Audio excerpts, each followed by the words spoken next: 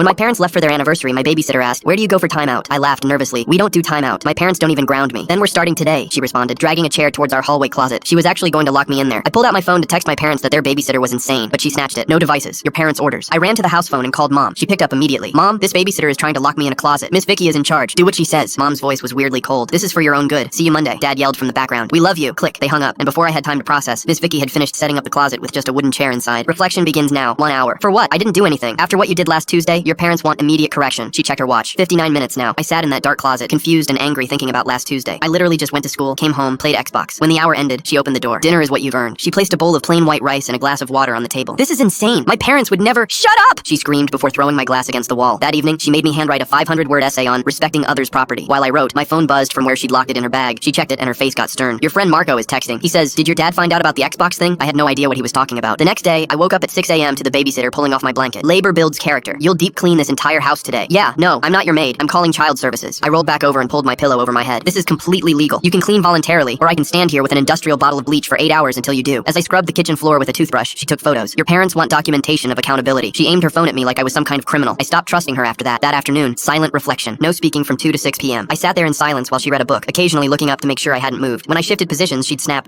"Start over." 4 more hours. My sister texted and Miss Vicky read it aloud. "Tell him I'm sorry, but he shouldn't have used Dad's card for Xbox stuff." I never used Dad's card. I had my own debit card from birthday money. That evening, she made me watch a documentary about juvenile detention centers. Kids my age in orange jumpsuits talking about ruining their lives with one bad decision. "This could be your future if you don't learn now," she said during a scene about a kid who stole from his parents. "Your cellmate won't care that your ass is crying for mommy." "I didn't steal anything. Denial is expected. Your father found the charges Tuesday night." She pulled out her phone and laughed while she recorded me crying. "Your parents want to see what guilt looks like." But my parents still cut the crusts off my sandwiches and let me stay up as late as I wanted. Something wasn't adding up. The next morning, she woke me up at 5 a.m. by dumping a cup of ice water on my face. She took my mattress, dragging it to the garage. "Thieves in prison sleep on concrete. Consider this practice." Made me ask permission for bathroom breaks. 3 minutes maximum. Supervised. My best friend Reese managed to sneak a call through the landline. "Dude, Marco is freaking out. He said his mom wants to talk to your parents about paying them back." Beep. Miss Vicky unplugged the phone from the wall. That's another night on the floor. That afternoon, she pulled out printed pages, bank statements with highlighted charges, 5 different charges of $99.99 each to Xbox Live. Still denying it, she pointed at the timestamps. 3:47 p.m. You were home from school. On Sunday morning, my sister called on Miss Vicky's phone. The babysitter finally let me talk, but kept it on speaker. "Just confess already," my sister said. "They know everything." "What do they know? I didn't do anything." My sister sighed. "Marco's mom showed them the Discord messages, idiot." "What Discord messages?" "The ones where you taught Marco how to use Dad's credit card info for Xbox purchases without getting caught. Where you literally wrote, 'Keep it under $100 each time so it doesn't flag the bank,' and my dad never checks his statements anyway." Everything clicked. I had told Marco all that. I'd done it myself 3 times before and never got caught. But Marco was supposed to delete those messages. Miss Vicky took the phone back. "Your parents arrive in 2 hours. I recommend you prepare your confession." When my parents walked in, they looked exhausted. "Forget the money," Dad said. "We knew about that months ago. We were testing you." Mom nodded. "To see if you'd blame Marco, if you'd throw him under the bus to save yourself." "I failed every test. So here's what happens now," Dad continued, pulling out plane tickets. "Military school in Montana tonight." But Miss Vicky interrupted. "Actually, there's been a change of plans. Full story on channel link below."